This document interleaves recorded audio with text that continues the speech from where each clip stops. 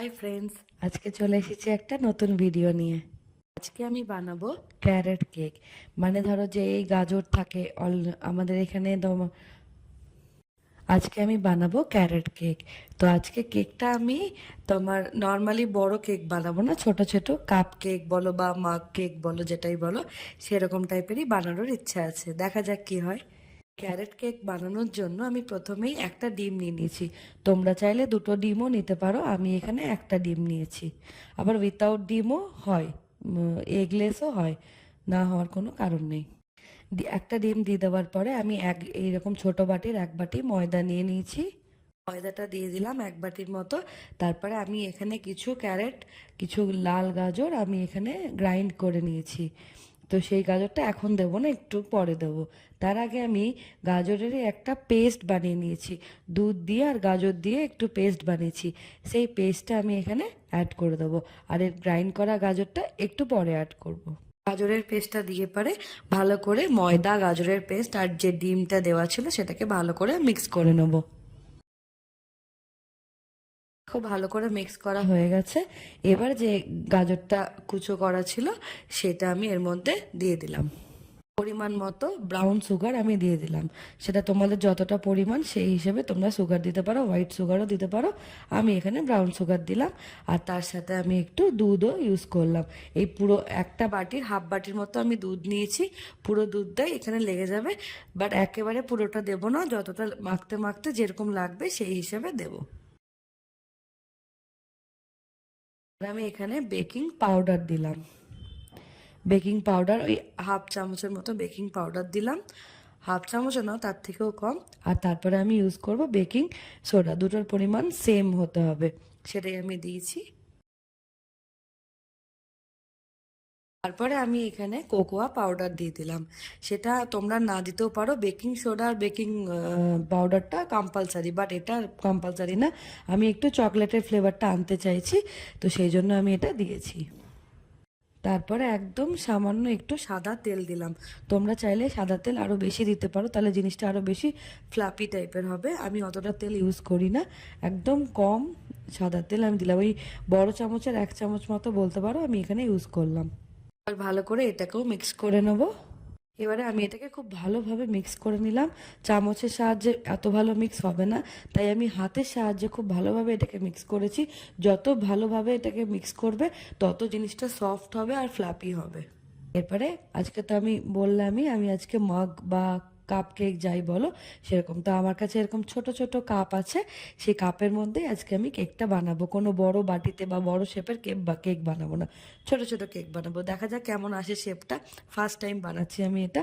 তো তার জন্য আমি এই কাপে প্রথমে একটু তেল ব্রাশ করে নেবো। সাদা তেল আমি নিয়ে নিয়েছি, সেটা ভালোভাবে যতগুলো কাপে দেবো আর কি সবগুলোতে তেল ব্রাশ করে পরিমাণ মতো দিয়ে দেবো। কাপে যখন এই জিনিসটা দেয়া হবে তখন ভুলেও কিন্তু পুরো ফুল কাপ দেবে না, কারণ যেহেতু বেকিং সোডা বেকিং পাউডার আছে, এটা পুরো ফাঁপবে জিনিসটা। কেকটা পুরো ফ্ল্যাপি টাইপের হবে, ফাঁপবে। তাই ওই হাফ কাপ বা হাফ কাপের থেকে একটু বেশি হবে, কিন্তু পুরো ফুল কাপ যেন কখনোই ভুলবশত না হয়ে যায়। আমি এটা ওই হাফ কাপের মতো দিলাম।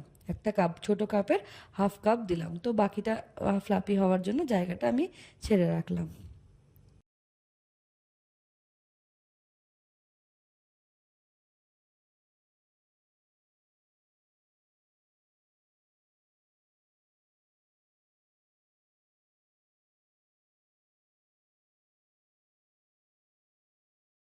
আজকে আমি এটা মাইক্রোওভেনেই করব। তো কাপের মধ্যে ভালোভাবে ব্যাটারটা দেওয়া হয়ে গেছে। এবার আমি এই কাপগুলো সব মাইক্রোওভেনে দিয়ে দেবো। দিয়ে পরে এক্স্যাক্টলি আমার এই কেকটা বানাতে লেগেছে মানে জাস্ট 5 মিনিট লেগেছে, তার বেশি না। তো প্রথমে আমি 1 মিনিট দিয়ে দেখবো যে আমি যে পরিমাণটা দিয়েছি, হাফ পরিমাণটা কাপের, সেটা ঠিকঠাক হয়েছে কি না। কারণ আমি বললামই আমি এটা ফার্স্ট ট্রাই করছি। তো আমি আগে প্রথমে 1 মিনিট দিয়ে দেখবো যেটা কতটা বেশি ফুলে উঠছে আর কি। তারপরে আমি আরও 4 মিনিট দেব। বাট এক্স্যাক্টলি 5 মিনিটে পুরো ভালোভাবে এই কেকটা তৈরি হয়ে যাবে। 5 মিনিটের কমও না, আবার 5 মিনিটের বেশিও না। এক্স্যাক্ট 5 মিনিটে কেকটা খুব সুন্দরভাবে হয়ে যাবে। দেখো খুব ভালোভাবে আমার কেকটা হয়ে গেছে।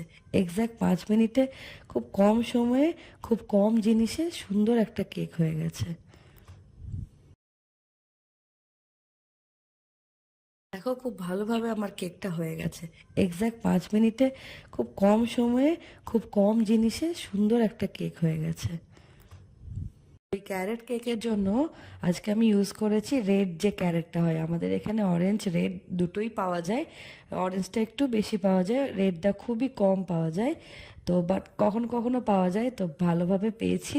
তো আজকে ভাবলাম একটু ক্যারেট কেক বানানো যাক। এটা তোমরা ওই মাগ কেকও বলতে পারো বা কাপ কেকও বলতে পারো, একদম এক্স্যাক্ট কাপ কেকের মতনই শেপগুলো হয়েছে। খুব সুন্দরভাবে শেপটা হয়ে গেছে, ভেতরটাও ভালোভাবে হয়ে গেছে। তোমাদের কাছে কোনো যদি টুথপিক থাকে সেটা দিয়ে দেখে নিতে হবে হয়ে যাওয়ার পরে যে ভেতরটা কাঁচা আছে কিনা। তো সেটাও আমি দেখে নিয়েছি, ভেতরটা ভালোভাবে হয়ে গেছে। বাইরেটাও সুন্দর লাগছে, বেশ ছোট ছোট কাপ কেকের মতো। আর খুব ফ্লাপিও হয়েছে, দেখো কতটা নরম হয়েছে। আমার এই রেসিপিটা যদি তোমাদের ভালো লেগে থাকে তাহলে একবার বানিয়ে দেখতে পারো, আশা করছি ভালো লাগবে। কেক খেতে ইচ্ছা করলে, অলমোস্ট তো আমাদের ক্রিসমাস সামনেই চলেই এসছে, কেক তো এখন সবার বাড়িতেই হবে। তো যদি ইচ্ছা করে এই ক্যারেট কেকটা বানিয়ে দেখতে পারো, আশা করছি খুব ভালো লাগবে। খুব টেস্টি আর হেলদি জিনিসটা। তো আমার ভিডিওটা যদি তোমাদের ভালো লেগে থাকে তাহলে একটা লাইক করে দিও, শেয়ার করে দিও আর সাবস্ক্রাইব করে দিও। Thank you.